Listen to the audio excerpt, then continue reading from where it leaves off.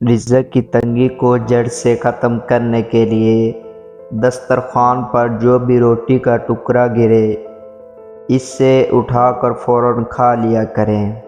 صبح کے وقت لیمبو کا استعمال دانتوں کو نقصان دے گا اور معدے میں زخم کر دے گا۔ ناظرین، نظر کی کمزوری دور کرنے کے لیے گاجر اور اجوائن کا جوس پیا کرو۔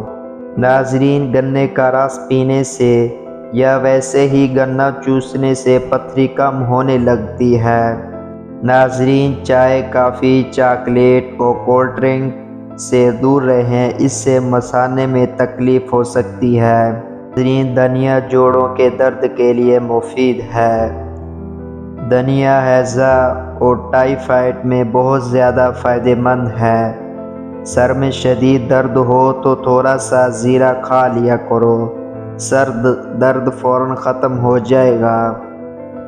ناظرین، 1 چمچ زیتون میں چوتھائی چمچ ہلدی مکس کر کے سونے سے پہلے استعمال کریں۔ یہ آنتوں کے زخم کے لیے انتہائی مفید ہے۔ اگر کھانا کھانے سے پہلے 2 چمچ شہد میں تھوڑی سی دال چینی ڈال کر کھا لیں تو کھانا جلدی ہضم ہو جاتا ہے۔ کثرت سے نیکی کرنے سے شرافت بڑھتی ہے اور لوگ ہمیشہ شکر گزار رہتے ہیں۔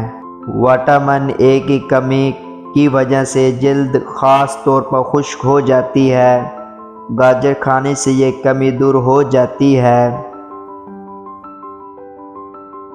دن کے کھانے کے ساتھ پیاز کے ساتھ سلاد کا استعمال جسم کو ہر قسم کے موثر اثرات سے محفوظ رکھتا ہے۔ ناظرین، بدن میں طاقت ڈالنی ہے تو جب بھی گوشت کھایا کرو تو جوان جانور کا کھا لیا کرے۔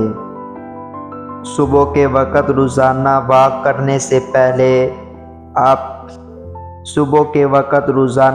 کرنے سے آپ کی عمر بڑھتی ہے اور جسم بیماریوں سے پاک رہتا ہے۔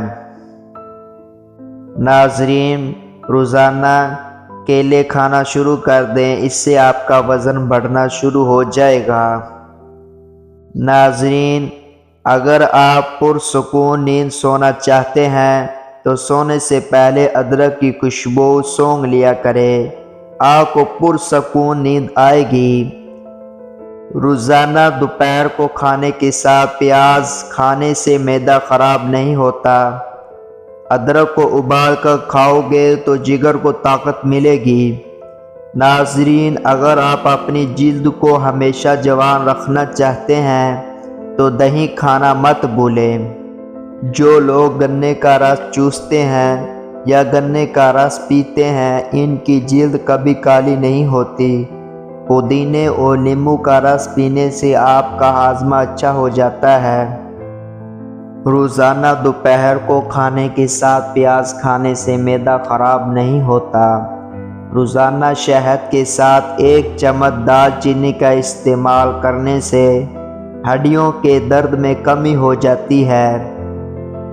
ہری مرچ سانس کی تکلیف سے بچاتی ہے اور جسم کے اندرونی خون کو جمنے میں نہیں دیتی۔ جو لوگ زیادہ دہی کا استعمال کرتے ہیں ان کو کبھی بھی پیشاب کا انفیکشن نہیں ہوتا۔